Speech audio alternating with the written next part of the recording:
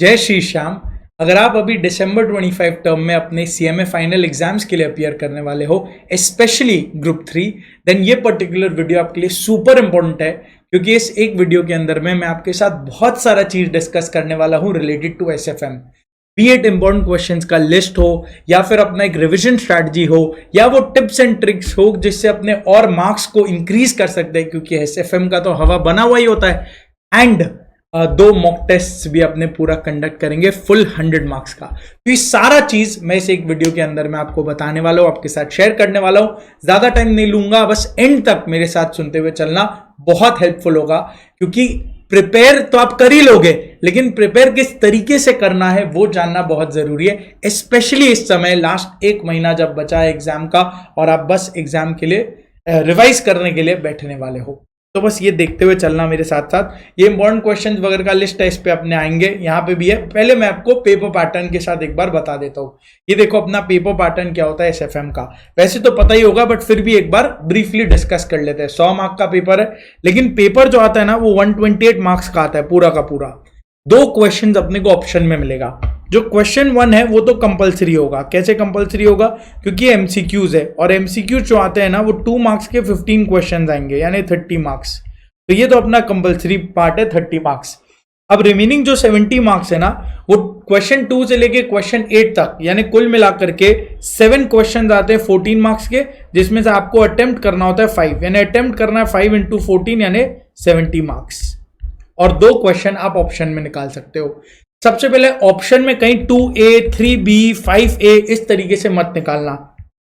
जो भी तुमको ऑप्शन में निकालना है ना, पूरा क्वेश्चन होना चाहिए। जैसे पूरा क्वेश्चन 2 ऑप्शन में हटाया, पूरा क्वेश्चन 7 ऑप्शन में हटाया, इस तरीके से ऑप्शन डिसाइड होता है।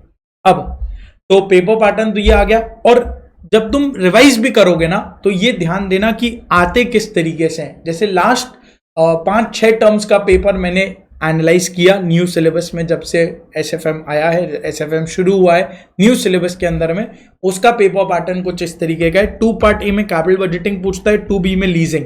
अब ये दोनों अगर तुम देखोगे ना, रिलेटिवली एक बड़ा सेक्शन हो गया। कैपिटल बजटिंग भी बड़ा चैप्टर है, लीजिंग भी बड़ा चैप्टर है। 3 पार्ट ए और बी देखो रिलेटिवली सिंपल हो जाता है। Risky proposals, evaluation of risky proposals और इक्विटी या शेयर वैल्यूएशन पूछता है। 4A और B भी अगेन थोड़ा रिलेटिवली इजी है, म्यूचुअल फंड्स और बॉन्ड वैल्यूएशन आता है इससे। 5A और B पोर्टफोलियो मैनेजमेंट है, ये भी ओके है। 6A और B से डेरिवेटिव्स आता है, 7A और B में फॉरेक्स आता है, और 8A, B और C थ्योरी, अपना थ्योरी वाला सेक्शन हो गया।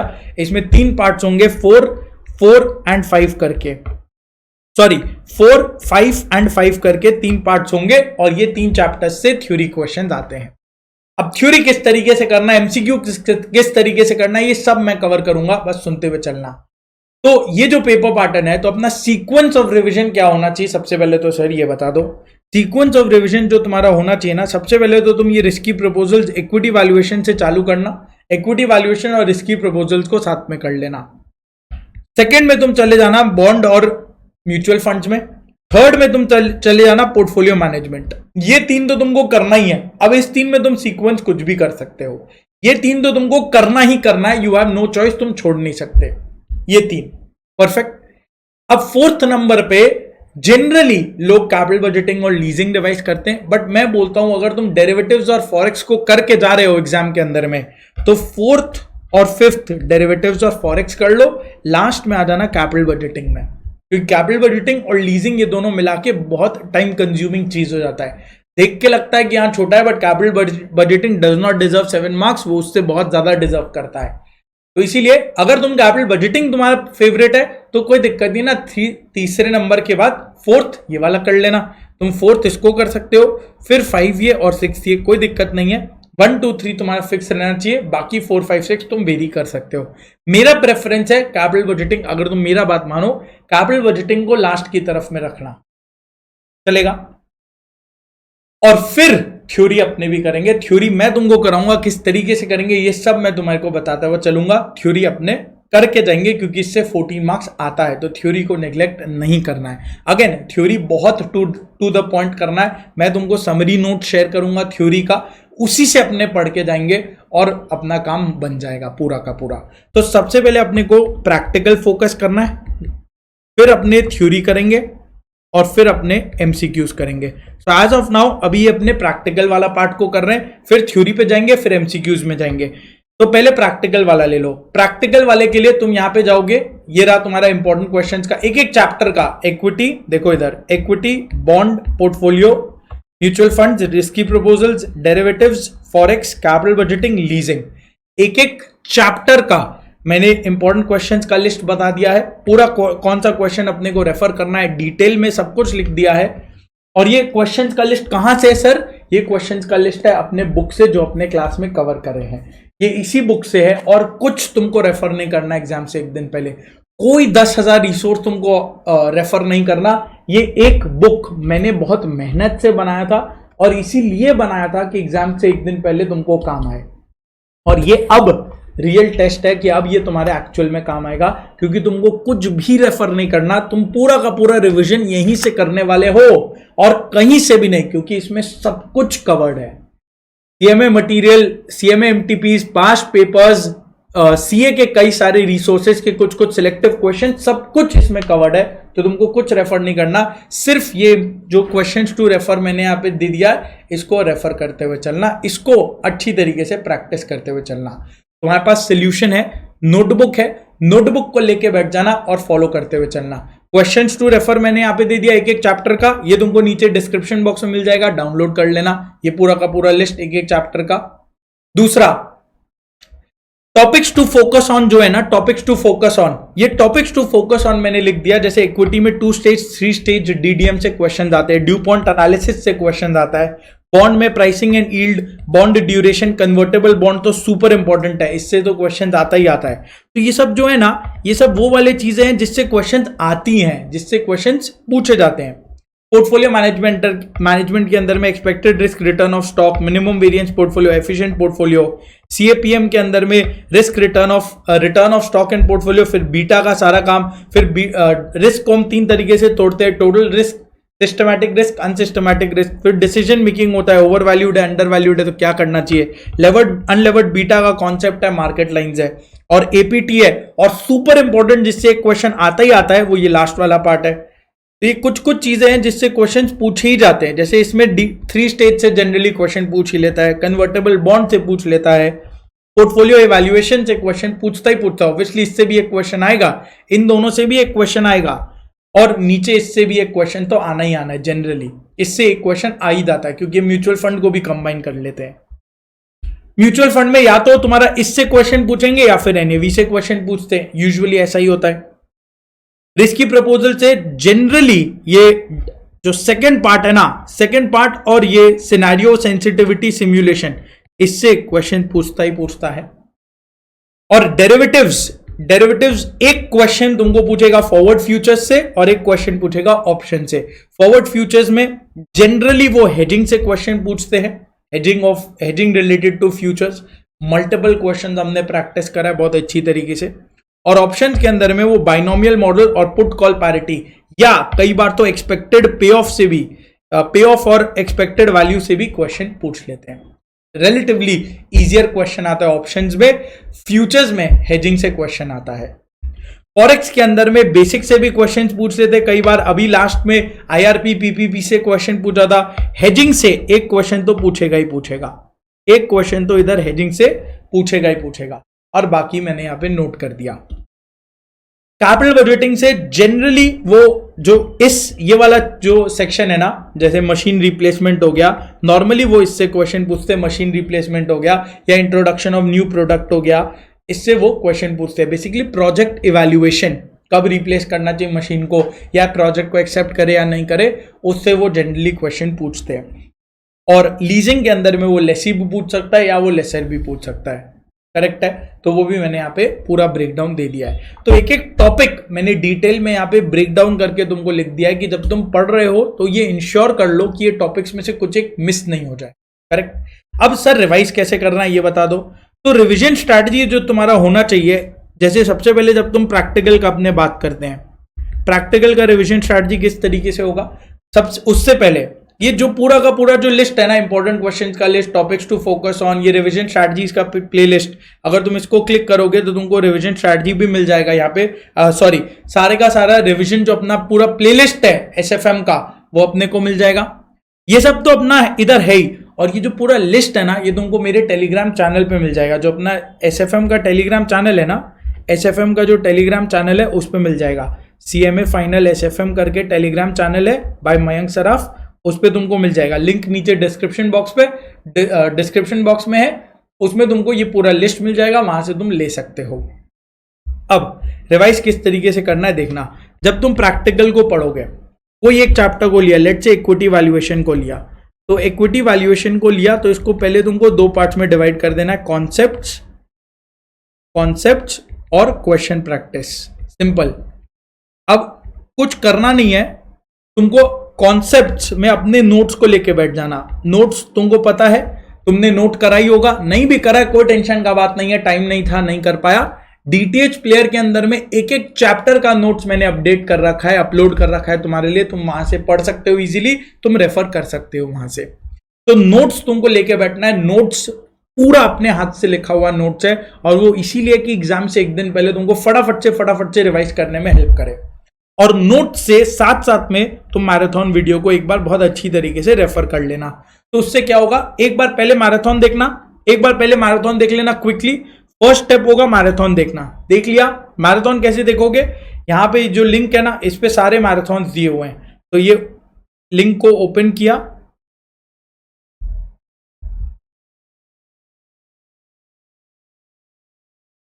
ये लिंक को ओपन किया इधर। अब देखो यहाँ पे derivatives, forex, portfolio, leasing, risky proposals, capital budgeting, mutual fund, bond, equity, सारा यहाँ पे तुमको मिलेगा। A to Z चैप्टर जिसमें मैंने अपडेट कर दिया है। तो इक्विटी वैल्यूएशन ये रहा। इक्विटी वैल्यूएशन देखो, अच्छा 2 घंटा का रिवीजन मैराथन है पूरा, तो वो एक बार चेक किया। 2 घंटे में सम्स भी है कुछ कुछ, तो पहले उसको देखा, उससे कॉन्सेप्ट्स कर लिया फटाफट से मैराथन से, और फिर एक बार डिटेल में नोट्स को पढ़ो, अच्छी तरीके से नोट्स को रीड मारो, पढ़ो। फॉर्मूला तुम्हारे एकदम जुबान पे होना चाहिए, जितना सारा फॉर्मूला है ना सब जुबान पे होना चाहिए। मैं तो बोलूंगा स्क्रिबल करते हुए चलना, स्क्रिबल करते हुए, रफ पेपर को लेना और स्क्रिबल अपने दिमाग में एक मैप बनाते हुए रहना। मैराथन मेरे साथ जाना और मैप मेरे साथ साथ सॉल्व करते रहना। जो मैं बोल रहा हूं ट्राई करना कि तुम फॉर्मूला मेरे से पहले लिख लो, और फॉर्मूला जब तुम लिखोगे तुमको कॉन्सेप्ट दिमाग में थोड़ा सा सेट हो जाएगा, फिर तुम चले जाना क्वेश्चन प्रैक्टिस में। कौन सा क्वेश्चन प्रैक्टिस करें, इंपॉर्टेंट क्वेश्चंस। इंपॉर्टेंट क्वेश्चंस को प्रैक्टिस कर लो। कहां है सर ये लिस्ट, ये रहा पूरा का पूरा लिस्ट। जैसे इक्विटी का ये रहा, ये सारे क्वेश्चंस प्रैक्टिस कर लिए। कहां से हैं ये सारे क्वेश्चंस, ये सारे क्वेश्चंस अपने मटेरियल से, अपने क्वेश्चन बैंक से है। करेक्ट। इसका सोल्यूशन कहां मिलेगा, सारा कुछ सोल्यूशन तुम्हारे नोटबुक में मिलेगा। नोटबुक नहीं है कोई बात नहीं, डीटीएच प्लेयर में जो अपना ऐप है उसके अंदर में नोट्स सेक्शन में एक एक चैप्टर का पीडीएफ है, वहां पे तुमको सारे सॉल्यूशंस मिल जाएंगे। तो वो क्वेश्चन तुमको, क्वेश्चन देखना है, सॉल्यूशन से रेफर कर लो। जब तुम ये करोगे, ट्राई करना 2 to 3 क्वेश्चंस, ट्राई करना 2 to 3 क्वेश्चंस तुम पूरा का पूरा लिखो, पूरा लिख के प्रैक्टिस करो। हालांकि तुमको लिखने में प्रॉब्लम नहीं आएगा, क्योंकि हमने पूरा बैच, फुल बैच, मैंने तुमको एक एक क्वेश्चन जो है अराउंड 600 क्वेश्चन हमने लिख के एग्जाम प्रेजेंटेशन में सॉल्व किया है। वो इसीलिए किया है कि तुमको एग्जाम से 1 महीना पहले इसका स्ट्रेस नहीं लेना पड़े कि हम क्वेश्चन लिखेंगे कैसे, how to write, how to present, ये सब स्ट्रेस अपने ऑलरेडी कवर कर चुके हैं क्लास के अंदर में। तो वो अब तुम्हारा स्ट्रेस होगा नहीं। तुम जब लिखना चालू करोगे अपने आप तुमसे लिखा जाएगा, श्योर हूं मैं, तुमसे लिखा जाएगा। हो सकता है पहला चैप्टर या दूसरा चैप्टर में नहीं लिखा जाए, 3rd 4th चैप्टर में जब तुम जाओगे 120% तुमसे लिखा जाएगा। लिख के देख लेना, 2-3 क्वेश्चन लिख के देख लेना, तुमसे लिखा जाएगा, कॉन्फिडेंस बिल्ड होगा। बाकी सारा जितना भी क्वेश्चन है ना, बाकी सारा जो क्वेश्चन है, जितना तुम लिख पाओ टाइम के हिसाब से, जितना तुम लिख पाओ लिख लेना। नहीं तो अच्छी तरीके से उसको देखना, स्क्रिबल करना। स्क्रिबल करना मतलब होता है ना, ऐसे नंबर्स को लिखते हुए चला, जस्ट पेपर में, ब्लैंक पेपर में नंबर्स को लिखते हुए चला, कैलकुलेटर से कैलकुलेट करके चेक करते हुए, आंसर को चेक करते हुए आगे चला गया। करेक्ट है। जहां तुम अटक गए, जो क्वेश्चन में अटक गए, वो क्वेश्चन को मार्क करना, ये बहुत इंपॉर्टेंट चीज है। Mark the questions. जहां जो क्वेश्चन पे तुम अटक गए, जो तुम नहीं बना पा रहे एक बार में, mark the questions where you get stuck, जहां तुम अटक गए, देखो तुम अटकोगे, ये एकदम नॉर्मल बात है, अटकोगे, अटकने पे ना वो वाले पार्ट को मार्क कर लेना, वो वाले पार्ट को मार्क करना कि इसमें अटका और इसका क्या होना चाहिए, ताकि एग्जाम से एक दिन पहले फटाफट से तुम उसको रेफर कर पाओ। ये मार्किंग करते हुए रहना फर्स्ट रिवीजन में, सुपर इंपॉर्टेंट चीज है ये। अगर तुम ये करोगे सेकंड रिवीजन तुम्हारा बहुत ईजी हो जाएगा इसकी वजह से। कोई एक क्वेश्चन किया, उसमें कहीं एक पार्ट में तुम अटक गए, वो तुम भूल गए या वो मिस कर गए। जैसे कैपिटल बजटिंग में जब रिलीज ऑफ वर्किंग कैपिटल होता है वो तुम लेना भूल गए, तो कोई क्वेश्चन में मार्क करके रखना, remember to take release of working capital. तो वैसे करके तुम्हारा एक नोट्स रेडी हो जाएगा थोड़ा सा, बस वो मार्किंग करके रखना, ठीक है। और एग्जाम से एक दिन पहले ये मार्किंग तुम्हारे बहुत काम आएगा कि तुम पहले कहां गलती करते थे, वो तुमको एक बार ब्रश अप हो जाएगा। क्लियर है? तो इस तरीके से करना, ये तुम्हारा अपना प्रैक्टिकल पोर्शन कवर करेगा। ये एक चैप्टर हुआ, ऐसे ही सारे चैप्टर्स को लेके चलना। सारा का सारा मैंने यहाँ पे टॉपिक्स दे दिया है। ये टॉपिक्स जब तुम पढ़ोगे ना, वैसे तो सारा कवर हो ही जाएगा, मैराथन में मैंने सब कवर किया, नोट्स में सब कवर्ड है, लेकिन फिर भी एक बार रीअश्योरेंस के लिए बाद में जब तुम चैप्टर को रिवाइज कर लो, एक बार देख लेना कि हमने सारा टॉपिक्स को रेफर कर लिया ना, कर लिया, बहुत बढ़िया, परफेक्ट, क्लियर। अब नेक्स्ट आएगा, जब प्रैक्टिकल हो जाएगा तो तुम्हारा आएगा थ्योरी और फिर आएगा एमसीक्यूज। थ्योरी और एमसीक्यूज के लिए जो इसका नोट्स है ये मैंने ऑलमोस्ट प्रिपेयर कर लिया है, ये मेरा प्रिपेयर करना हो चुका है। इसका समरी नोट्स थ्योरी के लिए और एमसीक्यूज के लिए एकदम बढ़िया सा अपडेटेड लिस्ट ऑफ एमसीक्यूज मैंने ऑलरेडी प्रिपेयर कर लिया है। मैं तुम्हारे साथ शेयर भी कर दूंगा, वो भी मैं बता दूंगा एक सेपरेट वीडियो में, क्योंकि उसमें फिर से थोड़ा सा टाइम लेके समझाना पड़ेगा। वो भी मैं तुम्हारे साथ अभी जस्ट 1 वीक के अंदर में ही अपने थ्योरी और एमसीक्यूज का भी शेड्यूल कर देंगे, कैसे उसको पढ़ना है मैं ही पढ़ाऊंगा, अपने साथ में पढ़ेंगे। सबसे पहले थ्योरी को कवर करेंगे नेक्स्ट वीक में, और उसके बाद में एमसीक्यूज को उसके नेक्स्ट वीक में एमसीक्यूज सॉल्व कर लेंगे। तो इससे कि अपना 100 का 100 मार्क्स पूरा का पूरा रैप अप हो जाएगा। 100 मार्क्स प्रिपरेशन हो गया यहाँ पे। Theory, don't worry about theory and MCQs. Theory का समराइज नोट्स मैं ही तुमको बना के तुम्हारे साथ शेयर करूंगा, उसी से अपने पढ़ के जाएंगे, मैं ही तुमको पढ़ाऊंगा। और फिर एमसीक्यूज भी अपने ऑलरेडी वैसे तो वीडियो बनाया हुआ एमसीक्यू बैंक का, बट वो तुम रहने देना, एमसीक्यूज का मैं तुमको फ्रेश मटेरियल बना के शेयर करूंगा, अपडेटेड एकदम, इंक्लूडिंग जून 25 क्वेश्चंस, और उसके साथ साथ अपने उसको सॉल्व करेंगे। तो थ्योरी और एमसीक्यूज नेक्स्ट वीक थ्योरी करेंगे, उसके नेक्स्ट वीक में एमसीक्यूज को करके रैप अप कर लेंगे। पूरा 100 मार्क्स इस तरीके से रैप अप हो जाएगा। कहां आएगा ये नोट्स और सब कुछ तुम टेलीग्राम चैनल फॉलो करके रखना। टेलीग्राम चैनल पे तुमको A to Z चीज मिल जाएगा, A to Z चीज तुमको टेलीग्राम चैनल पे मिल जाएगा, सारा कुछ वही CMA फाइनल SFM का टेलीग्राम चैनल पे। और अब लास्ट और फाइनल स्टेप आता है पूरा का पूरा मॉक टेस्ट। लास्ट और फाइनल स्टेप आएगा फुल 100 मार्क्स का एकदम रिहर्सल, जैसे कि हम एग्जाम ही दे रहे हैं वैसा पूरा का पूरा रिहर्सल मॉक टेस्ट अपने देंगे। फुल 100 मार्क्स, 3 घंटा टाइम लोगे तुम, 2 PM to 5 PM जैसे अपना होता है वैसा अपने टाइम लेंगे।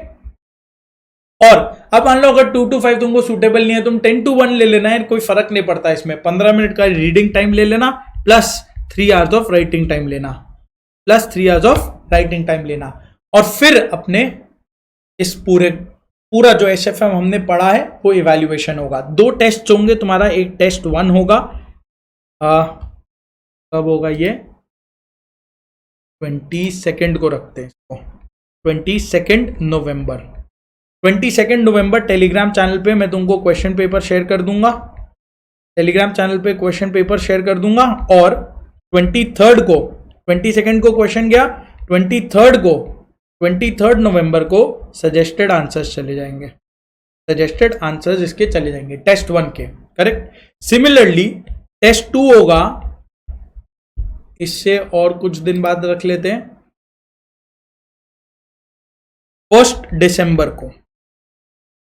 दिसंबर को टेलीग्राम चैनल पे तुमको टेस्ट 2 का क्वेश्चन पेपर चला जाएगा, और 2 दिसंबर, एक दिन बाद 2 दिसंबर को मैं तुमको इसका सजेस्टेड आंसर शेयर कर दूंगा। और जब तुम ये, इससे पहले अपना थ्योरी एमसीक्यू सब कुछ डन हो चुका होगा, तो टेस्ट देने में तुमको बहुत इजी होगा। प्रॉपर टेस्ट होगा, including practical, theory, MCQs, proper जैसा टेस्ट होना चाहिए वैसा ये 2 टेस्ट होगा, एकदम CMA फाइनल मेन एग्जाम की तरह। जब तुम ये दोनों टेस्ट दे चुके होगे, ये पेपर्स मैं खुद सेट करूंगा, और जब तुम ये दोनों टेस्ट दे चुके होगे तो बहुत अच्छी तरीके से अपना एग्जाम जाएगा, क्योंकि इससे ज्यादा कुछ भी पॉसिबल नहीं है। तो बहुत अच्छी तरीके से पढ़ते रहना। टेलीग्राम चैनल पे तुमको A to Z चीज मिल जाएगा। कहीं पे भी कुछ डाउट क्वेरी क्वेश्चन आए, रीच आउट टू मी। मैंने तुमको अपना टेलीग्राम नंबर दे रखा है क्लास में। I will be available for you till the day of exam. तुम आराम से मुझे मैसेज करना, जिस टाइम पे मैसेज करना हो करना। जैसा मैं रिप्लाई करता रहता हूँ वैसे ही रिप्लाई करता रहूंगा, और कहीं पे भी तुमको कोई भी डाउट लगे बस मैसेज कर देना, ठीक है। कुछ और चीज अगर तुमको लगता है कि कवर करना चाहिए कि सर ये वाले पार्ट में दिक्कत आ रहा है कि इसको कैसे मैनेज करें, ये बता दो, तो वो मुझे बताना, मैं उसका भी एक वीडियो बना के डाल दूंगा ताकि तुमको हेल्प मिले और तुम वो चीज को मैनेज कर पाओ, ठीक है। Thank you so much. जय श्री श्याम। टेक केयर और बहुत अच्छे से पढ़ना।